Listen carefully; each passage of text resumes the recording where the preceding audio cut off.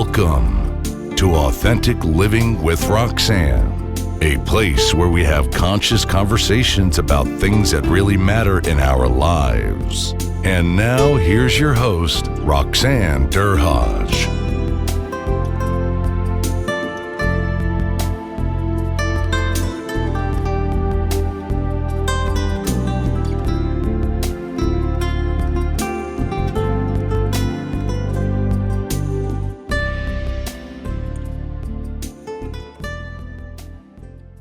Our interview last week was so good that we decided to turn it into a two-part series.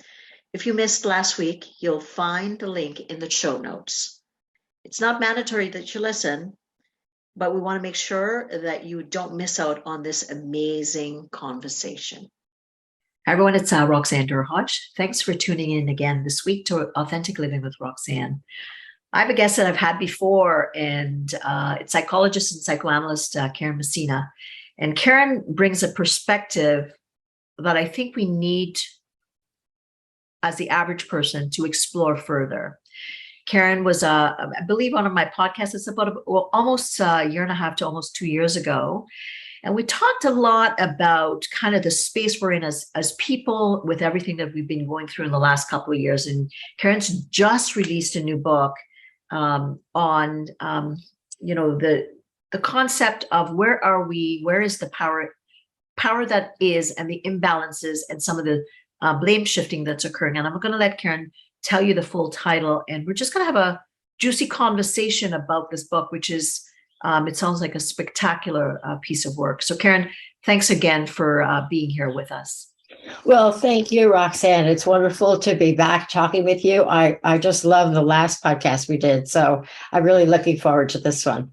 If that's the case, then, and we're talking about being cultish, and there's many populist, like you said, with your research for this book, there's many. You said about 10 to 12 leaders that are of this genre. I'm going to use the word genre, maybe the incorrect term. So with mindset, then let's go to mindset, right? Because we know where we're at. We're in fear-based. We've been coming off, and we're still in COVID. A lot of people are petrified, and I'm often still shocked, Karyne, how petrified people are just to even do basic things anymore. So when we take that fear and then we put it in a populist context, what does that do to the mindset of the average person? Well, I think there are a few things. And by the way, I just want to clarify, there are many populist leaders. I think I read the other day that, I'm sorry if this was misleading, I think I read something about the 46 populist leaders around the world. I have focused on in my book, I believe there are 15 around the world, but there are many more than 15.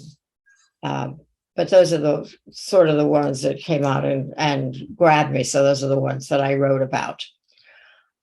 What does a person do? Well, a person is either in denial and they just push politics away. They say, I don't want to deal with it. I just don't go there. Can't do it. Or they take sides.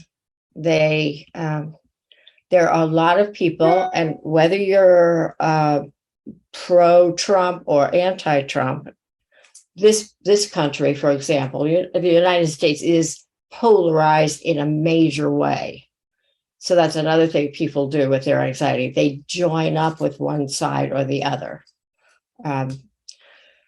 There are, obviously, a lot of people who have joined with Trump. I think that the elections, the election results we're seeing from state primaries have shown that there are a lot of people who are voting for Republicans, and a lot of those Republicans have been supported by Trump. So that's just that's an example of what people do. Join with one side or the other. So when we look at it and we think of what's happening in the world and the global economy, right? We're trying to recover. Now we're talking a lot about, leaders are having to obviously run companies in this context.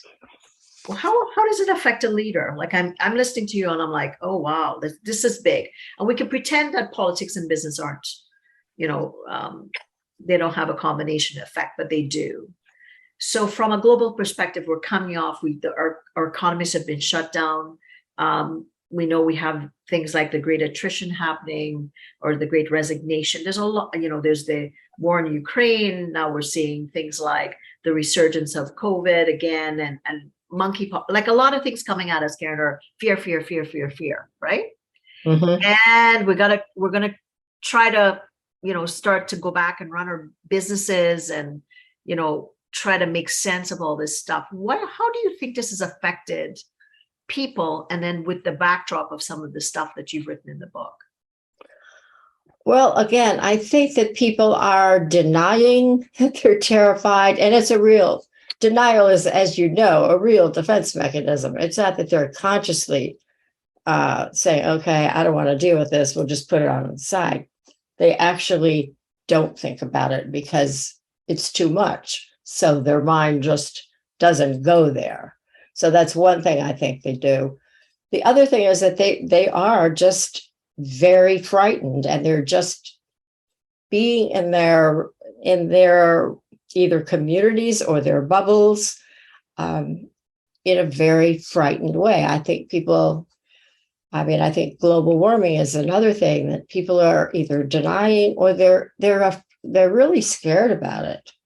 So how do you move forward in that sort of climate? Maybe what you're asking.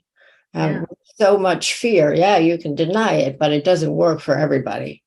So, and it probably is better if it doesn't work, because then you're more likely to do something about it.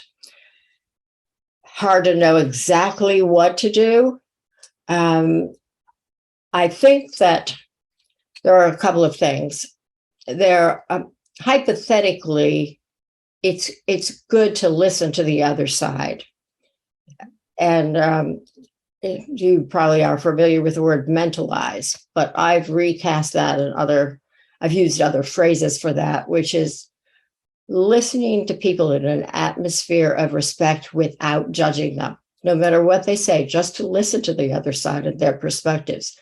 I don't know if you've heard of Braver Angels, but it's a group that was started in 2016 or 17 by Bill Doherty, and I think there was a co-founder as well. The idea was to get people to sit down and talk, red state and blue state people, to talk about issues and to try to find common ground. And I've been to several of their meetings, and it's very impressive. I was surprised that Republicans and Democrats could sit down in a room and actually listen to each other and not cast aspersions about the other person's point of view, and could even find some common ground.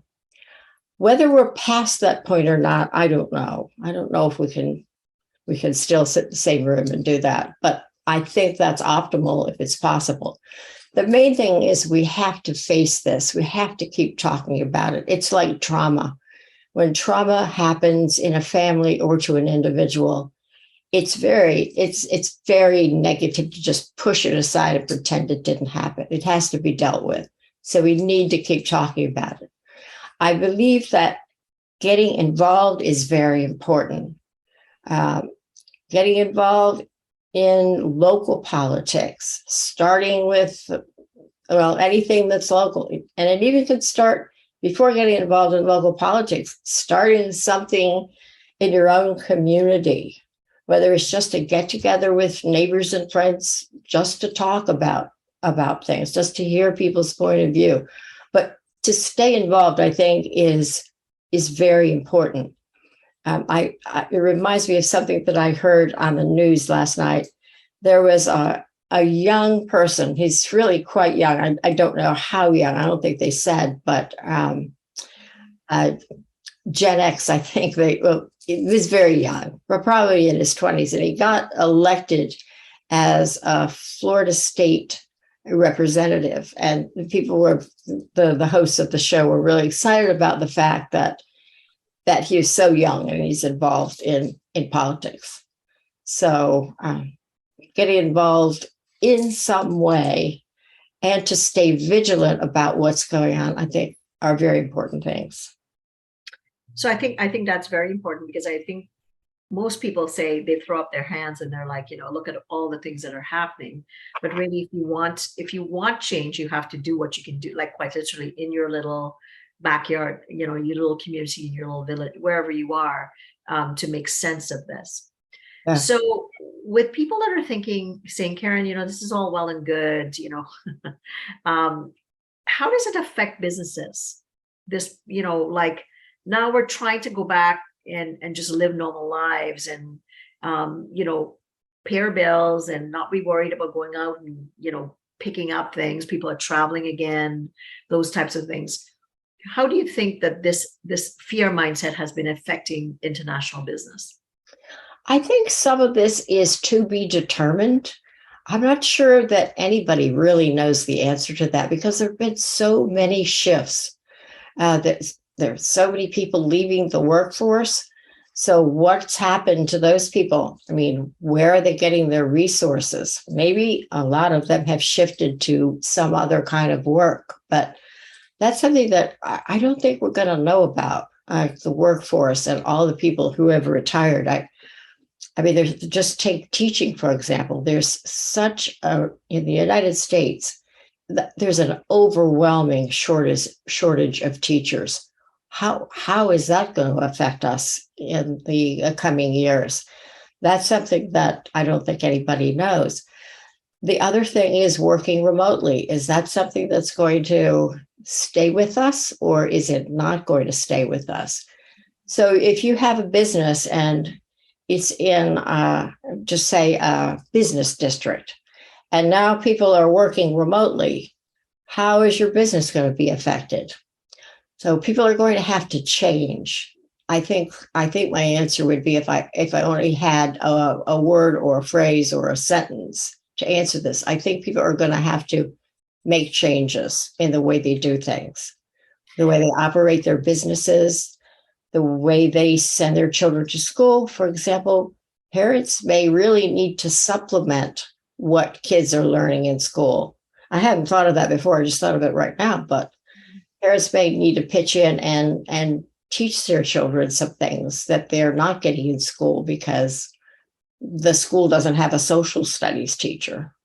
Right, right. And then social studies is, or history is being developed right in front of them as well, to get that discerning kind of perspective where you have open conversations. And I think, when I think of what's been happening in the world and with the anxiety and depression just going through the roof, you're right. People are reverberating in fear. And we know what happens when we reverberate in fear. We overtax every organ, every system. And then, of course, if you're depressed or anxious, you're going to skew perceptions of things. And then you're going to, live more of a limited kind of situation. And then potentially would see a lot more, not just mental health, but also physical health, because physical health and mental health is really, a marriage of both.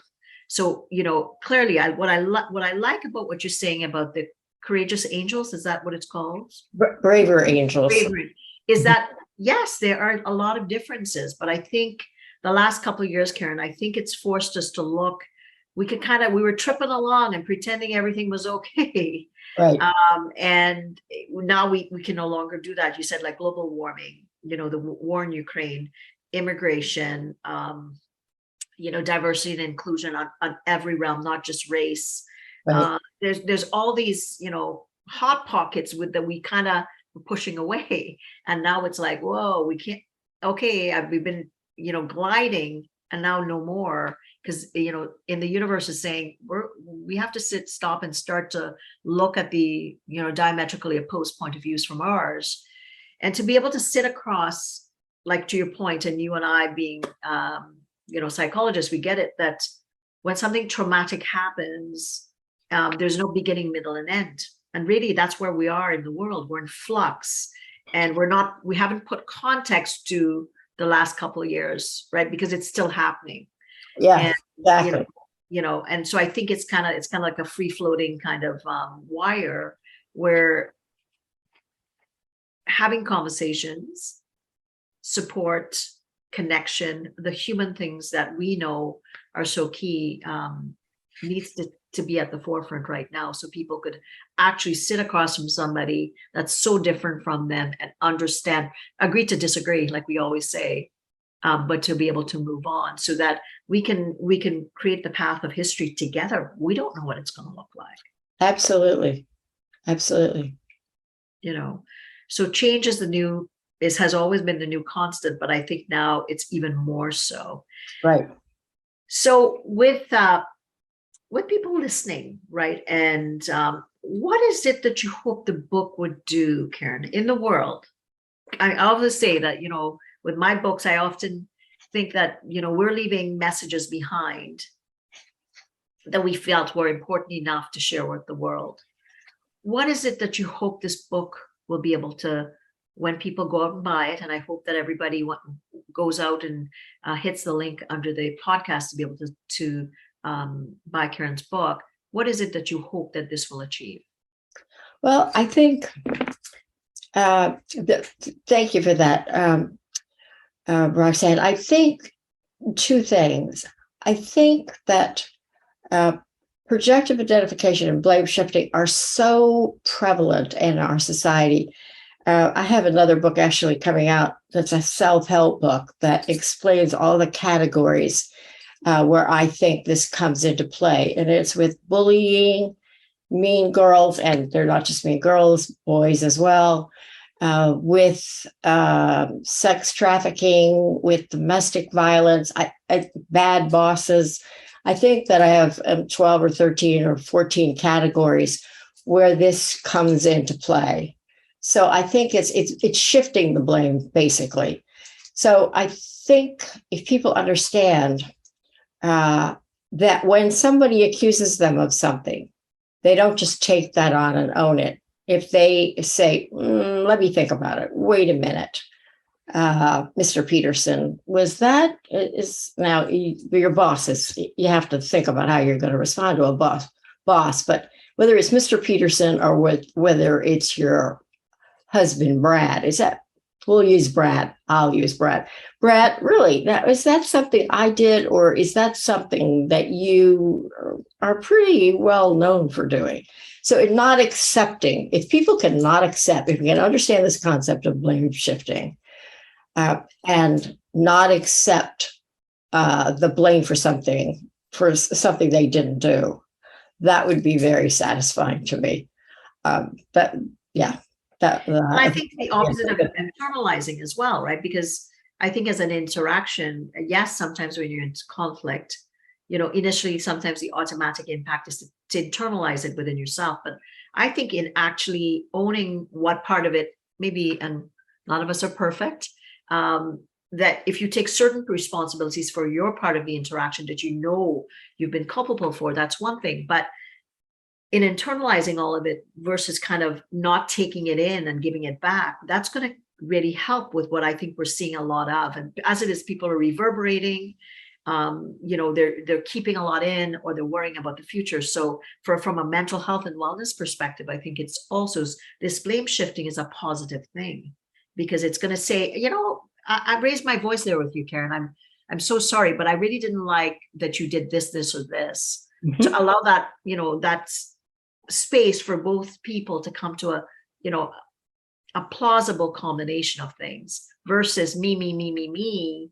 That allows, if we look at the concept of the populist, to gain momentum without me really kind of looking at, should I be taking this on? Because this is not about me.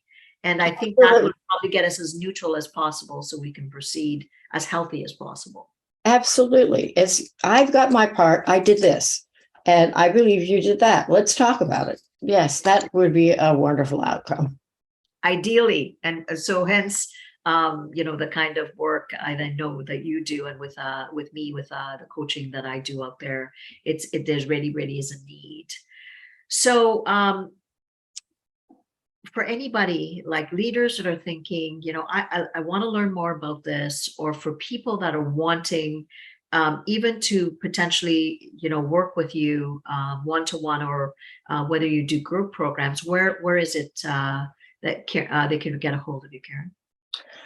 Well, they can send me an email, which is, I don't know if you can post that any place, but it's dr, like doctor dot, and my name, KaryneMessina @gmail.com. I have the idea of starting to do some workshops. So if anybody contacts me, I could tell them about how that unfolds. Awesome. So what am I taking away? I often say that I gain so much when I have these amazing guests. And I think instead of just accepting what we read or what we see, try to find as much information, even if it's diametrically opposed from your perspective, because we should always try to think, I think a certain way, and we are so comfortable in our subjective reality, the way we think, the way we feel, but to try to look at some different information and gain perspective, and to test it, whether it's, like Karyne said, whether it's with husband Brad or a co-worker or a friend, that allows you to really develop those muscles much more. And I think what we're trying all here to do is to have kind of a space in this world where we have peace of mind. And, what little we can do day to day within our backyard, never underestimate the capacity, what change you can make as an individual,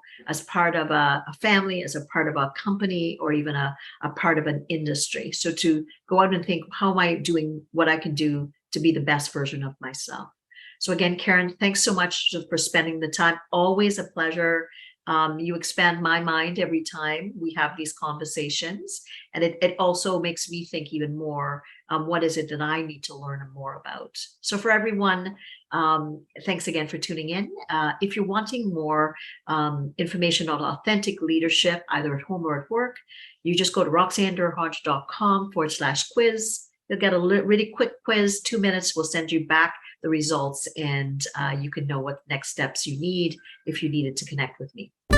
Thanks for tuning in to Authentic Living with Roxanne, creating the space for positive, healthy change. Roxanne is a keynote speaker, psychotherapist, and coach. To work with Roxanne, visit roxannederhodge.com/blueprint. We'll see you next time on Authentic Living with Roxanne.